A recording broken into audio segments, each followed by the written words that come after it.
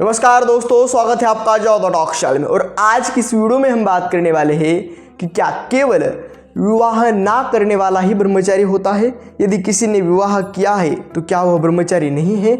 इसी विषय पर आज हम बात करने वाले हैं और ब्रह्मचर्य का सही अर्थ आपको समझाने वाले हैं और एक उचित मार्गदर्शन देने का आपको अवश्य प्रयास करेंगे। तो वीडियो में अंत तक बने रहेगा। चैनल पे नए हो तो सब्सक्राइब कर दीजिएगा। वीडियो यदि आपको पसंद आए तो एक लाइक कर दीजिएगा। तो चलिए वीडियो में हेल्प कर दी। प्रथम तो आप यह जानें कि ब्रह्मचर्य क्या है। देखिए दोस्तों, अपने जीवन को संयमित प्रकार से जीकर प्रभु की प्राप्ति करना, अपने जीवन को एक योग्य नियम से, एक योग्य संयम से तथा एक योग्य संतुलन से जीकर और अपने मन तथा इंद्रियों को अपने नियंत्रण में रखकर एक उचित और एक धर्म के और एक सत्य के मार्ग पर चलकर भगवान की प्राप्ति करना, इसी का अर्थ ब्रह्मचर्य होता है। बहुत लोगों ने ब्रह्मचर्य को या फिर ब्रह्मचारी कौन है इस पर अलग अलग व्याख्याएं की है और अपना अलग अलग दृष्टिकोण उस पर प्रकट किया है। लेकिन हमारे अभ्यास से हमको यह प्राप्त हुआ कि जो अपने जीवन को संयमित प्रकार से तथा अच्छे प्रकार से जीकर अपने इंद्रियों को तथा मन को अपने वश में कर उस उच्चतम शक्ति को पाने की चेष्टा करता है, वह ब्रह्मचारी होता है। उच्चतम शक्ति यानी भगवान, वह ब्रह्मचारी होता है।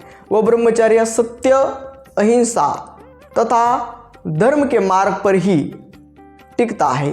अन्य अधर्म, असत्य के मार्ग पर कभी ब्रह्मचर्य टिकता नहीं है और वह कभी भी ब्रह्मचारी होता नहीं है। बहुत लोग बोलते हैं कि इसने विवाह नहीं किया है और इसने साधु का वेश बना रखा है तो यह ब्रह्मचारी है। और काफ़ी लोग बोलते हैं कि तूने तो विवाह किया है तो तू ब्रह्मचारी कैसे हो सकता है? तो इसी को जानने के लिए प्रथम तो आप यह जानें कि ब्रह्मचर्य का पालन आप कब कर सकते हो और किस परिस्थिति में कर सकते हैं।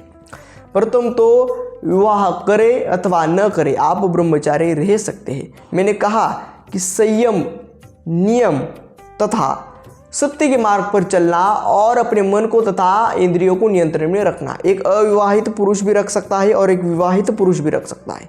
ऐसा कुछ नहीं है कि आपको विवाह ही करना होगा और ऐसा भी नहीं है कि आपको अविवाहित ही रहना पड़ेगा तभी आप ब्रह्मचारी कहलाओगे, ऐसा नहीं है। तो आप देखिए, ब्रह्मचर्य के दो मार्ग होते हैं, एक गृहस्थ, दूसरा विरक्त। गृहस्थ धर्म में रहकर आपको एक पत्नी होती है और आप और आपकी पत्नी गुरुजनों की आज्ञा लेकर प्रभु का नाम स्मरण करते हुए, प्रभु की आराधना करते हुए और धर्म से, सत्य से, अहिंसा से तथा एक नियम से अपने जीवन को यदि व्यतीत करते हो तो आप गृहस्थ जीवन में रहकर भी ब्रह्मचारी हो। आप गृहस्थ में रहकर, यानी आपको पत्नी है फिर भी आप एक ब्रह्मचारी हो। बहुत सारे संत, महर्षि, बहुत सारे ऐसे महामुनि हुए हैं, बहुत सारे ऐसे महात्मा हुए हैं जिन्होंने घर गृहस्थी में रहकर भी ब्रह्मचर्य को साधा है और वह एक ब्रह्मचारी कहलाए हैं। यह प्रथम तो आप जाने कि घर गृहस्थी में रहकर आपको यदि पत्नी भी हो तो भी आप ब्रह्मचर्य का पालन कर सकते हैं। वो किस प्रकार से? तो आपको प्रथम तो एक नियम बना लेना है, आप स्वयं का और अपने पत्नी का, दोनों, इसमें दोनों की सहमति होना अनिवार्य है तथा आवश्यक है, दोनों की सहमति हो और आप नियम तथा संयम से अपना जीवन व्यतीत करें। आप पुत्र प्राप्ति ना करें और यदि पुत्र प्राप्ति करना ही चाहते हो तो कुछ वर्ष भजन करें, कुछ वर्ष ब्रह्मचर्य का पालन करें, फिर पुत्र प्राप्ति करें और फिर पुनः ब्रह्मचर्य के मार्ग पर स्थित हो। यह होता है गृहस्थ धर्म का ब्रह्मचारी।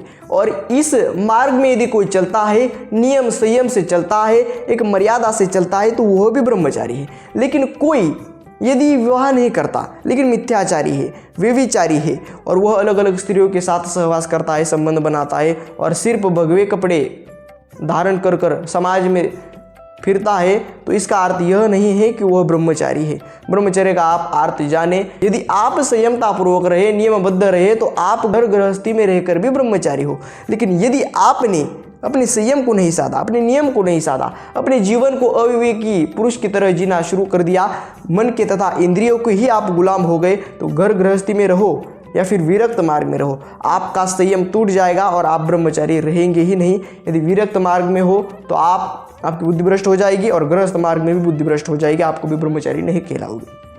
और यह गृहस्थ मार्ग में भी रहकर आप ब्रह्मचारी बन सकते हैं। ब्रह्मचारी आप होते हैं गृहस्थ मार्ग में भी रहकर। और दूसरी चीज होती है कि विरक्त। विरक्त यानी पूर्णतः स्वयं को भगवान के चरण में समर्पित कर देना, सभी मोह माया तथा इन सभी तुच्छ चीज़ों का, तुच्छ बंधनों का त्याग कर अकेला रहना या फिर अपने जैसे ही ब्रह्मचारी लोगों के बीच में रहकर प्रभु की आराधना करना, उसी को भी ब्रह्मचारी कहा जाता है। एक विरक्त एक गृहस्थ मार्ग होता है, दोनों धर्म अलग अलग है, दोनों मार्ग अलग अलग है। हर एक मार्ग में जाकर आप ब्रह्मचारी बन सकते हैं, प्रभु की प्राप्ति कर सकते हैं। ब्रह्मचर्य का अर्थ तथा ब्रह्मचर्य का हेतु है कि केवल प्रभु की प्राप्ति करना और अपने जीवन को मोक्ष की तरफ लेके जाना, यह एक ब्रह्मचारी का हेतु होता है। तो यह हेतु यदि आपके समक्ष है, आपके नेत्रों के समक्ष है, तो आप ब्रह्मचारी ही हो, नहीं तो आप एक मिथ्याचारी तथा एक व्यभिचारी हो। आज के वीडियो में इतना ही, मिलते हैं अगले वीडियो में एक नए टॉपिक के साथ। तब तक के लिए धन्यवाद।